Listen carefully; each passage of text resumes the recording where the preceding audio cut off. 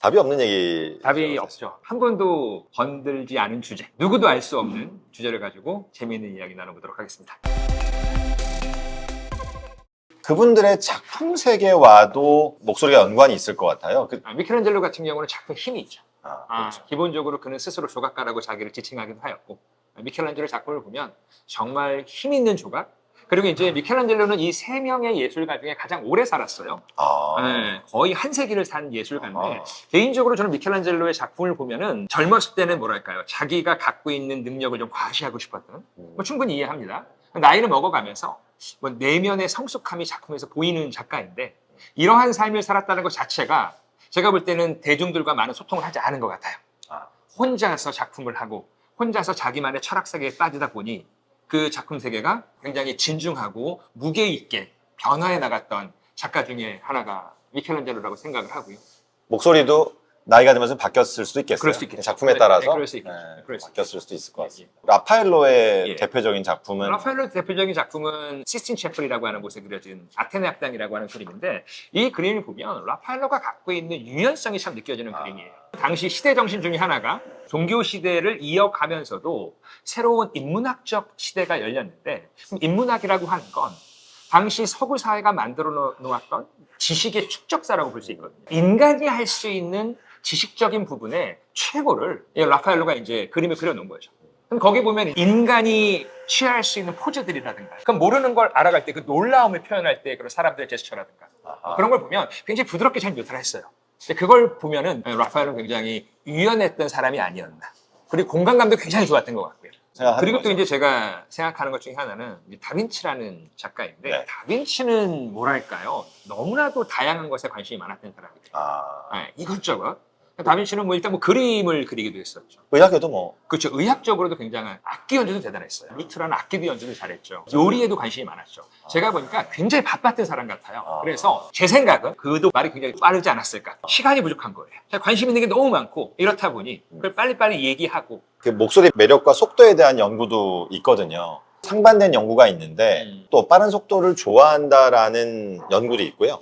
남자들 같은 경우는 약간 느린 속도를 여성분들이 더 좋아한다. 말을 할 때. 예. 사실 이제 안정감의 측면에서 봤을 때는 아무래도 약간 더 느린 속도가 상대방이 듣기에 조금 더 좋아서 이제 그런 연구도 좀 상반된 연구가 있습니다. 우리가 말을 할 때 속도를 조절하는 건 되게 중요하거든요. 특히나 뭐 저희가 이제 유튜브 시대에는 뭐 우리가 사실은 뭐 1.5배속으로 보기도 하고 이렇게 하니까 빠른 속도를 좋아하긴 하지만, 우리가 일단 대면을 했을 때는 조금 속도의 템포를 조절해 주는 것이, 그러니까 속도도 밀당이 있다. 그렇죠.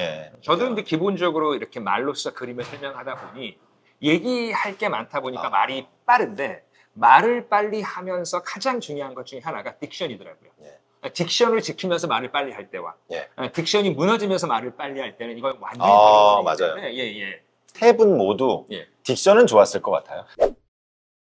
음도와 강도의 변화, 억양, 그리고 속도가 목소리에 어떤 영향을 줄까요?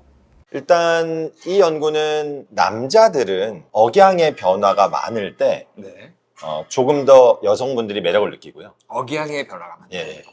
여자분들은 강도의 변화가 많을 때 남자분들이 좀 더 매력을 많이 느낀답니다. 그러니까 기본적으로 좋은 목소리란 억양의 변화도 다양하고 강도의 변화도 다양한 게 맞습니다. 그 다음에 아까 말씀드렸던 속도의 변화도 좀 있는 게 좋은데, 전반적으로 아까 말씀드린 것처럼 약간 더 빠른 속도를 선호한다라는, 아마 특히나 이제 최근에 연구를 하면 할수록 조금 더 빠른 속도를 선호할 것 같습니다. 남성분들은 조금 더 음의 높낮이를 조절하는 게 좋고, 여성분들은 강도를 조절하는 게, 크기를 조절하는 것이 조금 더 효과적이고 상대방에게 매력을 줄 수 있다. 면접 같은 걸 준비하시는 분들도 이런 것들이 좀 더 팁이 될 수 있을 것 같습니다. 이태리를 갔을 때 박물관이나 이런 것들에 대한 언급을 잠깐 해주시면 어떨까요? 라파엘로의 작품을 보기 위해선 로마의 바티칸이라고 하죠. 바티칸 시국에 있는 바티칸 박물관에 가시면 미켈란젤로의 작품과 라파엘로의 작품을 보실 수가 있고요. 최후의 만찬은 다른 데 있잖아요. 최후의 만찬은 밀라노에 있습니다. 제가 좋아하는 말 중에 목소리는 영혼의 거울이다라고 하는 말이 있거든요. 그분들이 살아온 삶, 그다음에 삶에 대한 태도, 그다음에 목소리에서 이제 다 느껴지는 것 같고요. 그런 것들이 반영되는 것이 목소리가 아닐까. 그다음에 나의 성격, 이런 것들이 반영되는 부분이니까 목소리를 조금 더 아름답게 가꾸는 것도 역으로 우리의 영혼을 다듬는 일이 아닐까. 미켈란젤로가 대리석 안에 있는 네. 신이 부여한 형체를 나는 네. 꺼냈을 뿐이다. 저도 목소리 보는 일을 하고 있는데 네, 네. 결국은 신이 부여한 목소리를 조금 더 아름답게 그 원석을 보석으로 만드는 그런 일을 저도 멋집니다. 하고 있어서 너무 행복합니다. 아, 오늘 정말 즐거웠습니다. 감사합니다. 감사합니다.